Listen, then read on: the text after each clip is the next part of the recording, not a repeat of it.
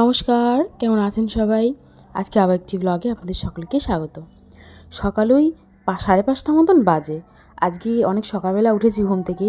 এখন 5:30 বাজে তো ভিডিওটা করছি, কিন্তু ঘুম থেকে উঠেছি হচ্ছে প্রায় 4:30। কারণ আমার বর ডিউটি যায় বলে ওই জন্য অত সকালে উঠতে হয়েছে। তো সব কাজ গুছিয়ে, সব কাজ বলতে কি, ওর ডিউটি চলে গেছে, শুধু ওইটুখানি ওর জিনিসপত্র গুছিয়ে দিয়ে চলে গেছে। ওপরে এসেছি আমি, এসে জাস্ট একটুখানি সমস্ত কাজ ওপরে গুছাবো বলে ওপরে এসেছি। তো দেখুন একবার জাস্ট বাইরের ওয়েদারটা, যে এত কুয়াশা, আজকে ভীষণ মারাত্মক কুয়াশা, একটু ঠান্ডাও রয়েছে। তো সেই কুয়াশা চিন্তা না করে ঝটপট কাজ গুছিয়ে নিচ্ছি। আজকে যাব হচ্ছে একটু ননদের বাড়িতে, ওখানে সরস্বতী পুজো রয়েছে। তো তার জন্য এত সকালবেলা ওঠা, আর উঠে আজকে আর শুয়েও পড়িনি। অন্যদিন এত সকালে উঠে আবার একটুখানি শুয়ে পড়ি, শুয়ে আবার 7:30 বা 7টার দিকে উঠি। কিন্তু আজকে আর একদমই শুইনি, 4:30টায় উঠে একদম সমস্ত কাজ করে নিয়েছি ঝটপট, যাতে দেরি না হয়ে যায় কোনো রকমভাবেই, কারণ আমার ভীষণভাবে দেরি হয়। তো ঠাকুর ঘরটা মুছেছি, বারান্দাটা মুছেছি, আর আমাদের ঘরটা মুছিনি, কারণ এই কুয়াশাতে ঠান্ডা ওয়েদারে না ঘর শোকাচ্ছে না। তো আমি একেবারে স্নান করে ওপরে এসেছি, এসে ভাবছি যে বিছানাটা গুছিয়ে নিই, এবার জামাকাপড়টা বার করে রেডি করে রাখবো সমস্ত কিছু, তাহলে তাড়াতাড়ি হয়ে যাবে। ভীষণ ঠান্ডা ঠান্ডা রয়েছে বাইরে ওয়েদারটা, কিন্তু মানে কি বলবো, কুয়াশার জন্য ঠান্ডাটা লাগছে, কিন্তু আদার্স ঠান্ডা নেই, অতটা গরম ভাবটাই রয়েছে। তো আমি চান করেছি সকালবেলা, তো আমার তো ঠান্ডাটা একদমই কেটে গেছে। মানে সকালবেলা দিয়ে চান করলে খুব ফ্রেশ লাগে, দেখবেন। আমার ভীষণ ভালো লাগে সকালবেলা স্নান করতে, কিন্তু বাড়ির একটু কাজকর্ম থাকে বলে সকালবেলা স্নান করাটা খুব একটা হয় না। তো এখন তো আরও বেশি হয় না, কারণ এখন প্রায় 1-2 দিন অন্তর অন্তর জামাকাপড় কাচতে হয় আমাকে, তো তার জন্য সকালবেলা স্নান করে ওঠাটা হয় না, তো বেলার দিকে স্নান করি। তো ভাবছি, দেখুন এবার ভাবছি ছাদ থেকে দুটো বেলপাতা তুলে আনতে যাব। ওই যে ওখানটা সরস্বতী পুজো হচ্ছে আমাদের পাড়াতে। তো ওই যে ওই জায়গাটাই ঠিক কুল গাছের গোড়ার ওখানটা সরস্বতী পুজো হচ্ছে। এবার ছাদে যাব, ছাদ থেকে বেলপাতাগুলো পেরে নিয়ে আসতে হবে কিছুটা। তার আগে আপনাদেরকে দেখাই যে ছাদের একবার মানে কুয়াশাটা ঠিক কেমন এখনও পর্যন্ত। এখন বাজে হচ্ছে 8টা। এই যে ছাদের মানে ছাদ থেকে আপনাদেরকে এই ভিউটা দেখাবো বলে ওই জন্য আমি ছাদে একবার আসলাম, যে দেখুন কি মারাত্মক ভীষণ কুয়াশা। বাহ, ওই যে দুটো শালিক দেখতে পাচ্ছি, মানে সকালবেলা দুটো শালিক দেখলে ভীষণ দিন ভালো যায়, এটা আমি মানি। অনেকে মানে আর অনেকে মানে না, যাই হোক, আপনাদের দিনটা ভালো যাবে আর আমারও দিনটা ভালো যাবে, কারণ আপনারা সকালবেলা দুটো শালিক দেখে নিলেন আমার সঙ্গে, আর এদিকে আমিও দেখে নিলাম দুটো শালিকে একসঙ্গে, তাহলে আপনার দিনটাও ভালো যাবে, আমার দিনটাও ভালো যাবে। ওই যে একজন চলে গেছে আর একজন দাঁড়িয়ে রয়েছে এখনও।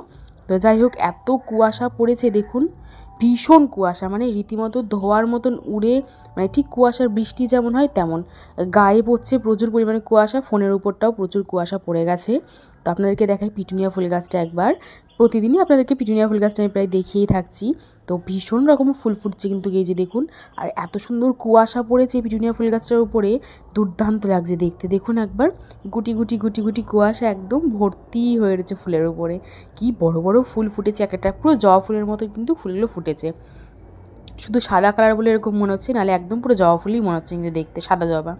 যাই হোক, ছাদ থেকে নিচে আসলাম, প্রচুর কুয়াশা পড়েছে মাথাতে। তো এই কুয়াশাগুলোকে না মুছলে কিন্তু এই কুয়াশা মাথায় বসে ঠান্ডা লেগে যাবে, কাশি হবে প্রচুর পরিমাণে। আর চুলটা আজকে খুব একটা ভেজাইনি, শুকনোই রেখেছি। আগের দিন শ্যাম্পু করে নিয়েছিলাম, কারণ আজকে যদি শ্যাম্পু করতে যেতাম তাহলে আমার চুল আর শোকাতেও না। আর এই ওয়েদারের মধ্যে তো একদমই না, আপনারা দেখেছেন আগের ভিডিওতে আমি শ্যাম্পু করে রেখেছি চুলটা। তো এই যে সমস্ত কিছু গুছিয়ে গাছিয়ে রেখেছি। ওপরে ঘর মোছা হয়ে গেছে সব কাজ, ওদিকে নিচের ঘর মোছা হয়ে গেছে। আমার শাশুড়ি নিচে রান্না করছে, যেহেতু আমার শ্বশুর বাড়ি থাকবে, তো আমি আর আমার শাশুড়ি যাবো হচ্ছে ননদের বাড়িতে। তো উনি আগের দিন থেকে বলছে, যেহেতু আমার ননদের দুটো মেয়ে, তো উনি আগের দিন থেকেই বলছে যে মল্লিকা আর মানে আমার শাশুড়িকে বলছে যে মা আর মল্লিকা তোমরা দুজনে চলে এসো কিন্তু সকাল সকাল, কারণ ওনার ছোটো মেয়েটা ভীষণ দুরন্ত। তো তার জন্য কিন্তু উনি কোনো কিছু করতে পারে না কাজ ওই ছোটো মেয়েটাকে নিয়ে। তো আমাদেরকে যেতে বলেছে। তো সব কিছু আশা করি আমরা গিয়েই গুছিয়ে দেবো কিছুটা। তবুও দিদি অনেক সময় গুছিয়ে রেখে দেয় সব কিছু, আমাদেরকে খুব একটা কিছু গোছাতে হয় না। জানি না আজকে কী হবে। তো চুলটা যেহেতু কালকে শ্যাম্পু করেছি, তো আজ একটুখানি সিরাম দিয়ে নিলাম। এই সিরামটা দিলে না ভীষণ সুন্দর কিন্তু চুলটা সিল্কি হয়ে যায়। আমি ম্যাট্রিক্সের সিরামটা ইউজ করি চুলেতে, আমার কিন্তু ভীষণ ভালো লাগে, অনেক স্মুথ সফট হয়ে যায় কিন্তু আমার চুলটা। আর ম্যাট্রিক্সের শ্যাম্পু আর কন্ডিশনারটা আমি ব্যবহার করি, কিন্তু খুব কম, ওটা সবসময় ব্যবহার করি না। ধরুন কোথাও যাচ্ছি বা কোথাও ঘুরতে যাচ্ছি বা কোনো ওকেশন হচ্ছে, তখন কিন্তু আমি দিই ওটা। ভীষণ সুন্দর লাগে এই শ্যাম্পু কন্ডিশনার আর এই সিরামটা ব্যবহার করতে আমার চুলেতে। তো এদিকে চুলটা আঁচড়িয়ে নিয়েছি এখানে, নিয়ে এবার কাপড়টা বার করে রাখবো। যেই কাপড়টা পরে দিদির বাড়িতে যাবো সরস্বতী পুজোতে, এই কাপড়টা বার করে রাখবো। এই যে এই কাপড়টা বার করে রেখে দিলাম। দিয়ে এবার যাব ছাদে। বলছিলাম না বেলপাতা তুলতে যাব ছাদে, তো বেলপাতা তুলতে যাবো এটা আমি জানতাম না, মানে ভাবিনি যে যাব। আমার শাশুড়ি বললো যে বৌমা তুমি ছাদ থেকে দুটো বেলপাতা তুলে এনো, দিদির বাড়িতে দিতে হবে। তো দিদির ওখানে বেলপাতা খুব একটা পাওয়া যায় না, তো আমাদের এখান থেকেই বেলপাতাটা দিদি যখন আসে কোনো সময় নিয়ে যায়। আর বেলপাতা তো অনেক দিন থাকে, প্লাস্টিকে মুড়ে, মানে বেলপাতা ধুয়ে যদি প্লাস্টিকে করে মুড়ে রেখে দেওয়া হয়, তো সেই বেলপাতাটা কিন্তু প্রায় 4-5 দিন থেকে যায়। তো দিদি যখন আসে তখন কিন্তু এখান থেকে বেলপাতাও নিয়ে যায় দিদি। তো আমার মা শাশুড়ি গুছিয়ে গাছিয়ে দেয় বেলপাতা দুব্বো, যেহেতু আমার দিদিদের ওখানে পাওয়া যায় না বিশেষ করে, ওই জন্য কিন্তু ওরা এখান থেকে বেলপাতা দুব্বো এগুলো সব নিয়ে যায়। আর আজকে যেহেতু সরস্বতী পুজো, তো আরোই পাওয়া যাবে না একদমই। যদিও জামাইবাবু ফুল টুল ফলগুলো সব জোগাড় করে দেবে, কিন্তু বেলপাতা দুব্বো আম পাতা এগুলো জোগাড় করা অতটা সহজ না। তো তার জন্য আমাদের বাড়িতে যেহেতু বেলগাছ রয়েছে, নিজেদের বড় একটা বেলগাছ, তো এটাকে কেন ফালতু দিদিরা এদিক ওদিক খুঁজতে যাবে, তো আমরাই ভাবলাম বেলপাতা তাহলে কিছুটা গুছিয়ে নিয়ে যাই। আমি একবারে ধুয়ে টুয়ে পরিষ্কার করে নিয়ে যাচ্ছি জল ঝরিয়ে, তাহলে আমার শাশুড়ি শুধু একটু বেছে নেবে কোনটা ভালো কোনটা খারাপ, সেটা বাদ দিয়ে বেছে বেছে নিলেই হয়ে যাবে। এদিকে আমি আলতা পরতে বসে পড়েছি বলবো না, আলতা পরা হয়ে গেছে।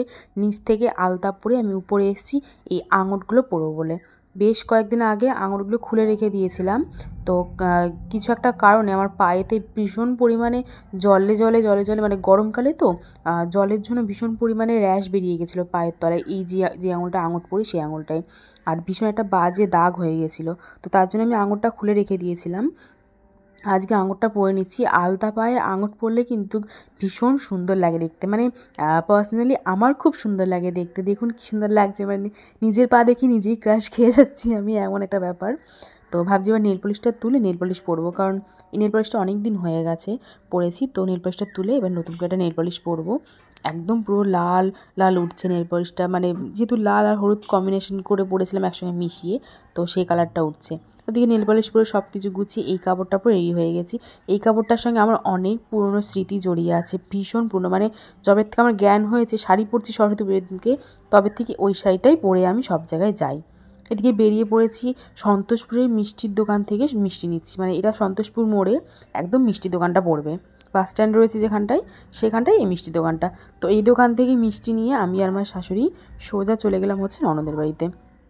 ননদের বাড়ি এসেছিলাম, তো আপনাদেরকে ব্যাপারটা বলি। এত কিছু গোছানো দেখছেন, এগুলো কিছুই গোছানো ছিল না, এমনকি ঠাকুরটাও এখানে ছিল না, কোনো কিচ্ছু এখানে ছিল না। সব কিছু আমি আর আমার শাশুড়ি আমরা দুজন মিলে আসার পরে জামাইবাবুকে বললাম যে ঠাকুরটা তুলে দিতে, তো তখন কিন্তু উনি ঠাকুরটা তুলে দিল।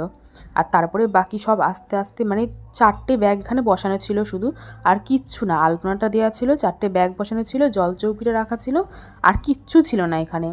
বিশ্বাস করুন সবটা আমরা এখানে গুছিয়ে রেখেছি। আর ওই যে দেখছেন গিটারটা রয়েছে পাশে, ওই গিটারটা ওইটা কিন্তু পাশের বাড়ি থেকে ছেলে দিয়ে গেছে। তো এদিকে ঠাকুরমশাই এসেছিলো প্রায় 1:30 না 2:30 ঠাকুরমশাই পুজো করতে বসেছে, মানে উনি এসছে 2:23 আর পুজো করতে বসেছে কিন্তু 30। তো এখানে ঠাকুরমশাই পুজো করতে বসেছে, এমন সব কিছু আমরাই গুছিয়ে দিয়েছিলাম, আর দিদি একটু হাতে হাতে করেছে, যেহেতু না ছোটো মেয়েটা উনি একদমই পারে না। এদিকে হোম হয়েছে, এখানে হোম হয়নি, হোমটা ওই সাইডে হয়েছে, এদিকে সরিয়ে দেওয়া হয়েছে হোমের যে নিচে ট্রেটা ছিল সেটা ধরে। আর এদিকে সমস্ত পুজো হয়ে গেছে। আমি উপোস করেছিলাম অঞ্জলি দেবে বলে, আমি আমার ননদ আরও 3-4 জন দিদির স্টুডেন্টরা ছিল, আমরা সবাই অঞ্জলি দিচ্ছি এখানে। মা অঞ্জলি দেয়নি, যেহেতু মা বাড়ি থেকে কিছু খেয়ে গেছিলো, ওই জন্য। যেহেতু সরস্বতী পুজো অঞ্জলি প্রতিবার দিয়ে থাকি, তো এবারেও দিয়েছি। আর একটা শাড়ি পরে আমি প্রতিবার সরস্বতী পুজোর অঞ্জলি দিই। তো সব কিছু কমপ্লিট হয়ে গেছে, এদিকে আমাদের প্রসাদ খাওয়াও হয়ে গেছে। আর এখানে একটু আমি আর আমার ভাগ্নি মিলে একটুখানি কী বলবো স্টাইল মারছিলাম এখানে বসে বসে ঠাকুরের সামনে। ও একটু গিটার বাজাচ্ছিল, ও দিদিকে গিটার বাজাতে দেখেছেন তো, ওর বোনও চলে এসছে, মানে 2 বোন এক জায়গায় হয়েছে। ওদিকে গিটার বাজাচ্ছে দেখে ওরও একটু ইচ্ছে করছে বাজাতে। তো দেখছেন তো এত কিউট, এত সুইটস, কি বলবো। তো আজকে রাত্রে বাড়ি চলে যাব, থাকবো না আমরা, যেহেতু বাড়িতে 2 জন রয়েছে মানুষ, তো ওনাদের খাওয়া দাওয়ার একটা ব্যাপার আছে, তো বাড়ি যেতেই হবে। আজ তবে আসি, দেখা হবে অন্য একটি ভিডিওতেই। সকলে সাবধানে থাকবেন, ভালো থাকবেন, সুস্থ থাকবেন, আর খুব সাবধানে সরস্বতী পুজো সবাই মজা করবেন।